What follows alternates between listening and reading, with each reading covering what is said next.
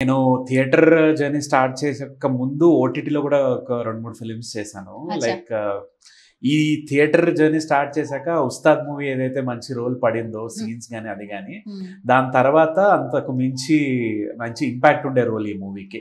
Okay. Sai Kumar గారితో ఉండే scenes గాని, సినిమాలో కథ రన్ అవుతున్నప్పుడు నా క్యారెక్టర్ వెళ్ళే సీన్స్ గాని అవి గాని చాలా బాగా వచ్చినాయి. I'm happy that way. ఆ ఓకే. క్యారెక్టర్‌లో కంప్లీట్‌గా ఇన్వాల్వ్ అయిపోయి చేశామన్నమాట. డన్.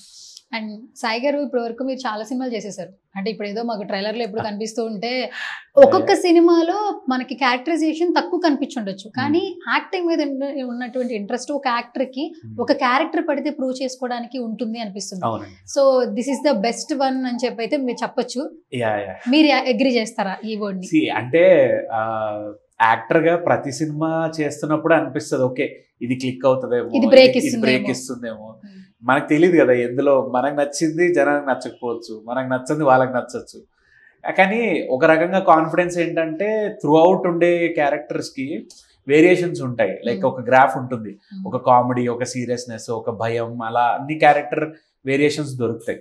సో ఈ క్యారెక్టర్‌లో నాకు ఆ ఛాన్స్ దొరికింది. లైక్ డిఫరెంట్ సీన్స్ ఉండి, డిఫరెంట్ కాంబినేషన్స్ ఉండటం వల్ల నా యాక్టింగ్‌లో గానీ, ఎక్స్‌ప్రెషన్స్‌లో గానీ ఆ వేరియేషన్స్ బాగా చూపించే ఛాన్స్ దొరికింది. ఓకే.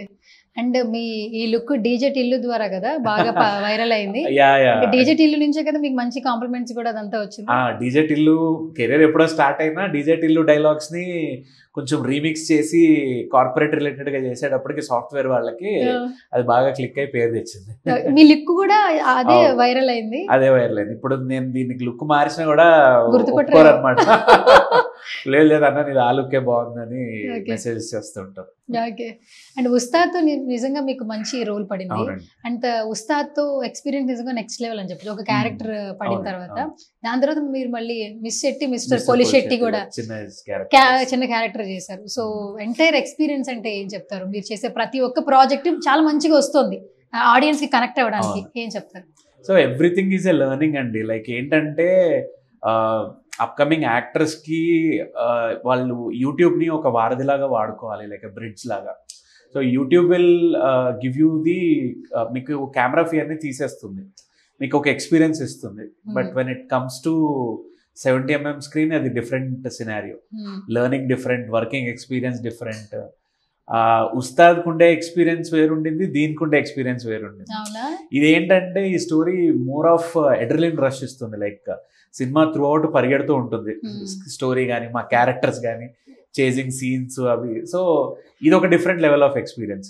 అండ్ దానికి తోడు సాయి కుమార్ గారితో చేయటం అనేది ఒక పెద్ద అదృష్టంలో భావిస్తాను నేను. లైక్ ఆయనతో సీన్లు పంచుకోవడం కానీ, డైలాగ్స్ డెలివరీలు కానీ అవి కానీ చాలా బాగా వర్కౌట్ అయ్యాయి. పేరు కూడా పంచుకున్నారు సాయి గారు. లక్కీ అంతే. లక్కీ కదా. Tag that Sai. Tag that Sai.